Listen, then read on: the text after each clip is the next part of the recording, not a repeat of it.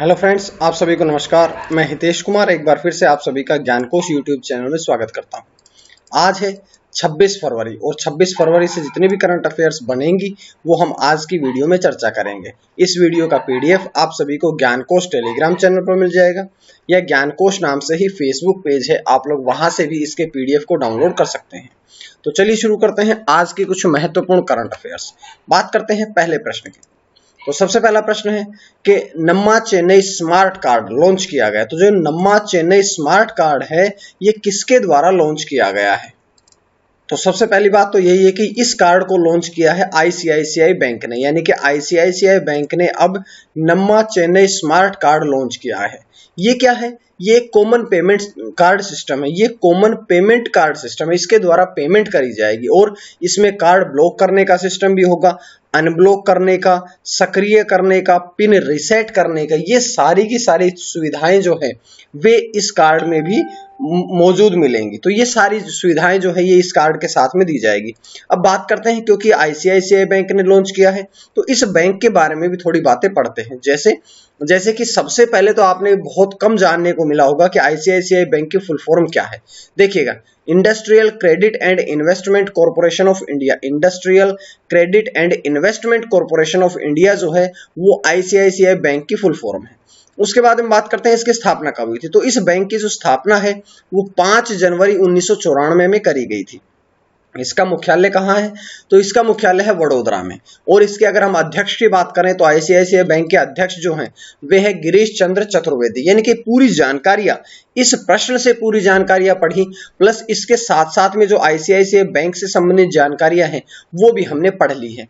उसके बाद है अगला प्रश्न। अगला प्रश्न क्या है कि सभी गांवों में मिशन लाल लकीर, जो जिसे गांवों में लाल डोरी भी बोला जाता है, लाल लकीर जो है इस मिशन को मंजूरी दे दी गई है। तो किसके द्वारा दी गई है? इस मिशन को मंजूरी दी गई है पंजाब मंत्रिमंडल के द्वारा। यानी कि पंजाब मंत्रिमंडल जो है उसने पंजाब राज्य के सभी गांवों में मिशन लाल लकीर यानी कि लाल डोरी जो है उसको मंजूरी दे दी है। इसके तहत क्या होगा कि गांव में जो लाल लकीर में संपत्तियों के रिकॉर्ड का पूरा अधिकार जो है वो स्वामित्व योजना के तहत भारत सरकार के सहयोग से किया जाएगा। स्वामित्व योजना जो है भारत सरकार की, जो केंद्र सरकार की स्वामित्व योजना है, इसके तहत सभी संपत्तियों का रिकॉर्ड जो है वो दायर किया जाएगा। तो इसमें ये बातें आती हैं, लेकिन थोड़ी बातें और भी छुपी हुई है इसमें। जैसे कि हमने पढ़ा है कि स्वामित्व योजना क्या है। स्वामित्व योजना जो है वो पंचायती राज से संबंधित है। इसमें क्या होता है कि ग्रामीण क्षेत्रों में सुधार प्रौद्योगिकी के साथ में गांवों और मानचित्रण सर्वेक्षण इसके द्वारा किया जाता है। इसके द्वारा भूमि, घर, बस्ती और सभी जितनी चीजें हैं उन सभी का मानचित्रण किया जाता है और उसका पूरा लेखा जोखा, पूरा का पूरा ब्यौरा जो है वो रखा जाता है। अब बात करते हैं कि लाल लकीर का अर्थ क्या है। तो लाल लकीर का अर्थ क्या होता है? लाल लकीर का अर्थ होता है कि वो भूमि जो गांव की आबादी का हिस्सा होती है, वह भूमि जो गांव की आबादी का हिस्सा होती है उसे ही लाल लकीर कहा जाता है। अब यहां से प्रश्न क्या बनता है और इसका उपयोग कहां पर किया जाता है? तो इसका उपयोग जो है वो गैर कृषि उद्देश्यों के लिए किया। ये जो भूमि होती है ना लाल लकीर के अंतर्गत, इस भूमि का पूरा कार्य जो है वो गैर कृषि भूमि के अंतर्गत आता है। तो इस प्रकार से पूरी जानकारी हमने यहां से पढ़ ली है। यहां से क्योंकि पंजाब में लागू की गई है तो पंजाब के अगर मुख्यमंत्री के बारे में पूछा जाए तो अमरिंदर सिंह जो हैं वे पंजाब के मुख्यमंत्री हैं वर्तमान में। ये पूरी जानकारी मैं आपके लिए यहां से लेके आया हूं। उसके बाद प्रश्न नंबर 3 की तरफ चलते हैं। प्रश्न नंबर 3 क्या है कि फूल प्रसंस्करण केंद्र की स्थापना। फूल प्रसंस्करण केंद्र जो है इसकी स्थापना किसके द्वारा करी गई है? ये करी गई है कर्नाटक राज्य बागवानी विभाग के द्वारा। कर्नाटक राज्य बागवानी विभाग के द्वारा अब फूल प्रसंस्करण केंद्र की स्थापना करी गई है। इसके किसके सहयोग से करी गई है?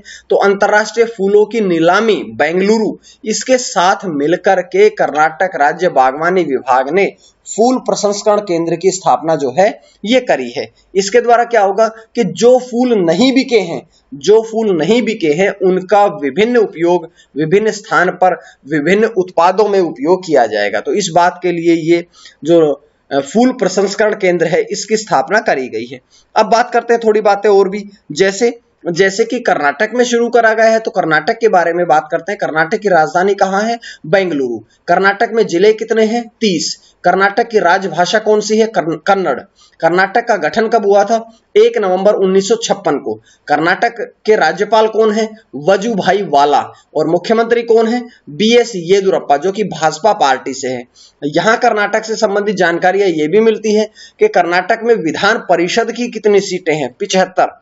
कर्नाटक के विधानसभा की कितनी सीटें हैं? 225। कर्नाटक की राज्यसभा की कितनी सीटें हैं? 12 है। कर्नाटक की लोकसभा की कितनी सीटें हैं? 28। तो ये पूरी जानकारियां जो हैं मैं आपके लिए कर्नाटक से भी लेके आया हूं। उसके बाद प्रश्न नंबर 4 आपके स्क्रीन पे आता है कि international commission on large dam, international commission on large dam जो है, इस संगोष्ठी का उद्घाटन जो है कहां पर किया गया है? तो इस संगोष्ठी का जो उद्घाटन है वो केंद्रीय जल शक्ति मंत्री गजेंद्र सिंह शेखावत ने किया है। गजेंद्र सिंह शेखावत जो है उन्होंने इसका उद्घाटन किया है। ICOLD यानी कि international commission on large dam संगोष्ठी का उद्घाटन जो है हमारे देश के जल शक्ति मंत्री गजेंद्र सिंह शेखावत के द्वारा किया गया है। कहां पर किया गया? तो इसका जो आयोजन हुआ है वो हुआ है नई दिल्ली में। इसका विषय क्या रहा? तो इसका विषय है बांध और नदियों का सतत विकास करना ही इसका मुख्य उद्देश्य है। अब ध्यान रखिएगा, इसका आयोजन कब से कब तक है? तो इसका आयोजन 24 फरवरी 2021 से शुरू होकर के 27 फरवरी 2021 तक इसका आयोजन जो है वो किया, आयोजन होने की अब की बार किया जा रहा है। उसके बाद हम बात करते हैं, ये सारी जानकारियां पढ़ ली हैं, तो इसके बारे में बात करते हैं थोड़ी आगे बात।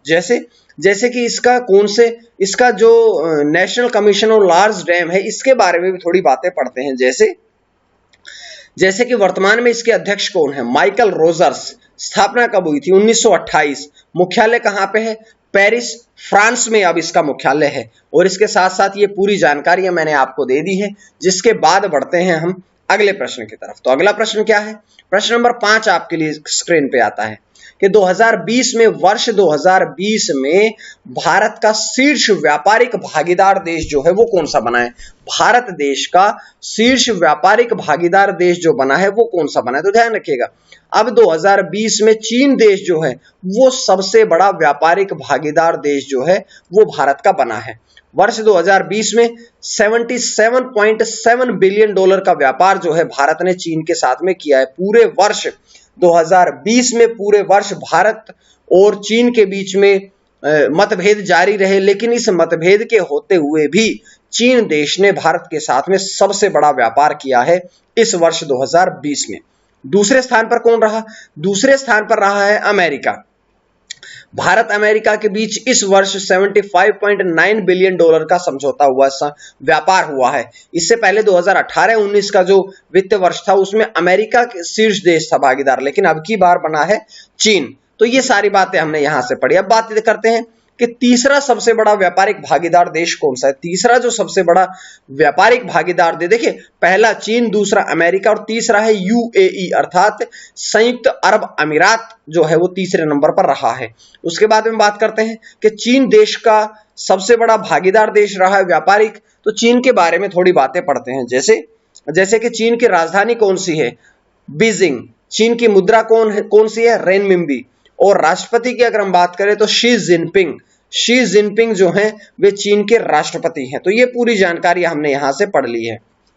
उसके बाद प्रश्न नंबर 6 आपकी स्क्रीन पे आता है। प्रश्न नंबर 6 क्या है कि राष्ट्रीय अनुसूचित जाति आयोग NCSC के अध्यक्ष कौन बने हैं? तो इसके अध्यक्ष कौन बने हैं? पूर्व केंद्रीय मंत्री विजय सांपला। पूर्व केंद्रीय मंत्री रह चुके हैं विजय सांपला, जो कि अब NCSC यानी कि राष्ट्रीय अनुसूचित जाति आयोग के अध्यक्ष बने हैं। 2014 से 2019 तक सामाजिक न्याय और अधिकारिता मंत्रालय में वे केंद्रीय राज्य मंत्री भी रह चुके हैं। तो ये सारी बातें हमने यहां से पढ़ी है। लेकिन NCSC क्या है इसके बारे में भी थोड़ी बातें पढ़ते हैं। NCSC अर्थात national commission for scheduled caste, इनके बारे में पढ़ते हैं कि इसकी स्थापना कब हुई थी? 19 फरवरी 2004 में। इसका मुख्यालय कहां पे है? नई दिल्ली में है। तो पूरी जानकारियां जो हैं वो मैं आपको यहां से दे चुका हूं। उसके बाद आज का प्रश्न पढ़ते हैं कि महिला कमांडो वाला चौथा राज्य कौन सा बना? महिला कमांडो वाला देश का चौथा राज्य कौन सा बना है? ये आपका आज के लिए प्रश्न रहेगा। और ध्यान रखिएगा, अब की बार जो हमारी बुक है वो 2 महीने की बुक आएगी, जिसके पश्चात अब फरवरी की बजाय अब मार्च में आएगी, जिसमें कि फरवरी मार्च का पूरा लेखा जोखा होगा। उसके बाद बढ़ते हैं कल के प्रश्न की तरफ। कल का प्रश्न क्या है? कल मैंने आपसे पूछा था कि दूसरे खेलो इंडिया यूनिवर्सिटी गेम्स 2021 की मेजबानी कौन सा राज्य करेगा, तो इसका ये करेगा कर्नाटक राज्य। तो इस प्रकार से पूरी जानकारी मैंने आपको बता दी है। उसके बाद बढ़ते हैं 7 नंबर प्रश्न की तरफ। 7वां प्रश्न क्या है कि मुख्यमंत्री घर घर योजना शुरू करी गई है। कहां पर करी गई है? तो मुख्यमंत्री घर घर योजना जो है दिल्ली सरकार के द्वारा शुरू करी गई है। इसके द्वारा क्या होगा कि राशन जो है वो डोर टू डोर उसकी डिलीवरी करी जाएगी, यानी कि जो पैकेट बंद होगा आटा और चावल उनका वितरण जो है ये अब डोर टू डोर घर घर जाकर के इसका वितरण किया जाएगा। कोरोना वायरस से बचाव का अब ये एक नया और तरीका अपनाया गया है केंद्र सरकार, केंद्र में अरविंद केजरीवाल की सरकार के द्वारा। अब देखिएगा दिल्ली के में हुआ है तो दिल्ली के मुख्यमंत्री कौन है? अरविंद केजरीवाल। यहां से एक इंपॉर्टेंट प्रश्न ये बनता है कि अरविंद केजरीवाल कौन सी पार्टी से संबंध रखते हैं? वे आम आदमी पार्टी के हैं। उपराज्यपाल कौन है? अनिल बैजल। राजभाषा कौन सी है? हिंदी। और उसके अलावा पंजाबी और उर्दू भाषाएं जो है वे भी दिल्ली के अंतर्गत आती हैं। उसके बाद 8वां प्रश्न। 8वां प्रश्न क्या है कि दुनिया का पहला मुफ्त कोवैक्स वैक्सीन प्राप्त करता देश कौन सा बना है? घाना गणराज्य, घाना देश ऐसा बना है जिसने कि पहला मुफ्त कोवैक्स वैक्सीन प्राप्त करने वाला देश बन गया है। अब कुल 6 लाख खुराक जो है वो कोरोना वायरस की घाना देश को दी गई है। अब घाना के बारे में थोड़ी बातें पढ़ते हैं कि जैसे घाना जो है ये पश्चिमी अफ्रीका में स्थित देश है। घाना का अर्थ क्या होता है? घाना शब्द का अर्थ क्या होता है? इसका अर्थ होता है लड़ाकू राजा। लड़ाकू राजा जो है वे घाना देश, घाना शब्द का अर्थ होता है। राजभाषा कौन सी है? अंग्रेजी। राजधानी कौन सी है? अक्रा। और राष्ट्रपति कौन है? जॉन अता मिल्स। ये अब वर्तमान में घाना गणराज्य के राष्ट्रपति पद पर नियुक्त हैं।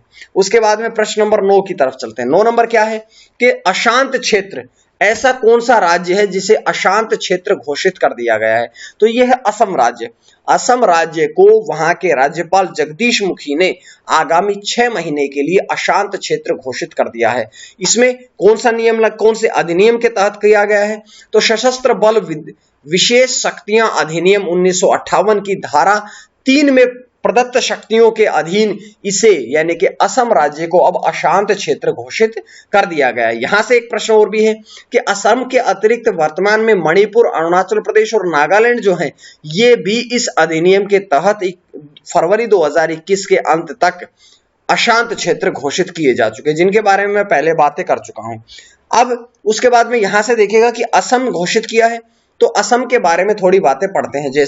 जैसे कि असम की राजधानी कौन सी है? दिसपुर। असम के सबसे बड़ा शहर कौन सा है?